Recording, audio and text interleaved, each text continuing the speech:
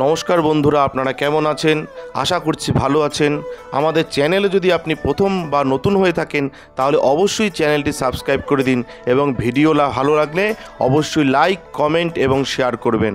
আজকে আপনাদের সাথে যেই ব্যাপারে আলোচনা করব তা হলো যারা তুলা রাশির জাতক জাতিকা রয়েছেন, আপনাদের নতুন বছরের প্রথম সপ্তাহ কেমন কাটবে সেই ব্যাপারে বলবো। আসুন জেনে নিই প্রথম সপ্তাহ কেমন কাটবে, অর্থাৎ 1 জানুয়ারি থেকে 7ই জানুয়ারি পর্যন্ত আপনাদের কেমন কাটবে সেই ব্যাপারে একটা ধারণা দেব। আসুন জেনে নিই।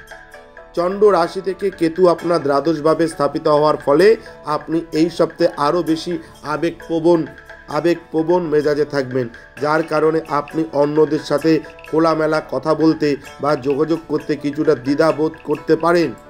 এমন পরিস্থিতিতে আপনি যদি নিজেকে চাপমুক্ত রাখতে চান তাহলে আপনার মন থেকে অতীত মুছে ফেলা এবং নতুন করে শুরু করার চেষ্টা করা আপনার পক্ষে ভালো হবে।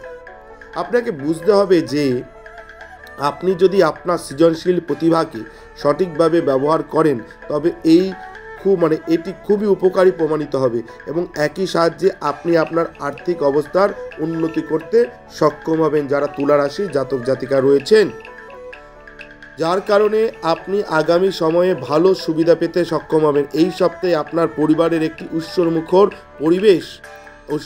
পরিবেশ থাকবে এবং সমস্ত সদস্যকে খুশি দেখাবে।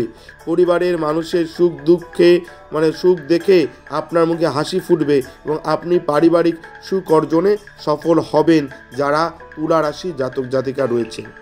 এই পুরো সপ্তাহে আপনি আপনার ঊর্ধ্বতন এবং উচ্চপদস্থ কর্মকর্তাদের কাছ থেকে সম্পূর্ণ প্রশংসা এবং সমর্থন পাবেন, এটা কিন্তু মাথায় রাখবেন। এছাড়াও আপনার দ্বারা করা ভ্রমণগুলি এই সময় আপনার জন্য অনেক উপকারী হবে, কারণ আপনার রাশিতে অনেক শুভ গ্রহের প্রভাব আপনার স্বার্থে দৃশ্যমান, অর্থাৎ অনেক শুভ গ্রহের প্রভাব আপনার স্বার্থে কিন্তু এবার দৃশ্যমান। একটি মজবুত ঘর তৈরি করে যেমন একটি মজবুত ভিত তৈরি করা খুবই জরুরি, তেমনি একটি সুন্দর ভবিষ্যৎ পেতে হলে ভালো শিক্ষা অর্জন করাও সমান গুরুত্বপূর্ণ। কিন্তু এর কারণে এই সপ্তাহে আপনাকে সম্পূর্ণ ভিন্ন দিকে যেতে দেখা যাবে, এটা কিন্তু মাথায় রাখবেন যারা তুলা রাশির জাতক জাতিকা রয়েছেন। আপনাদের বললাম এই সপ্তাহ আপনাদের কেমন কাটবে, অর্থাৎ 1 জানুয়ারি থেকে 7ই জানুয়ারি পর্যন্ত কেমন কাটতে চলেছে সেটা বললাম। প্রতিদিন স্নান করে ওঠে ওম নমঃ শিবায় এই মন্ত্র জপ করুন, ভোলেনাথের কৃপায় সব বাধা বিপত্তি কেটে যাবে এবং এই সপ্তাহ খুব ভালো কাটবে। ধন্যবাদ। আমাদের ভিডিও আপনাদের কেমন লাগছে? আশা করছি ভালো লাগছে। তাহলে অবশ্যই লাইক করুন, কমেন্ট করুন এবং শেয়ার করুন এবং চ্যানেলটি অবশ্যই সাবস্ক্রাইব করে দিন।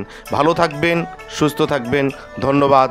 এবং সকলে অবশ্যই কমেন্টে লিখবেন জয় শিব শম্ভু, হর হর মহাদেব, ওম নমঃ শিবায়।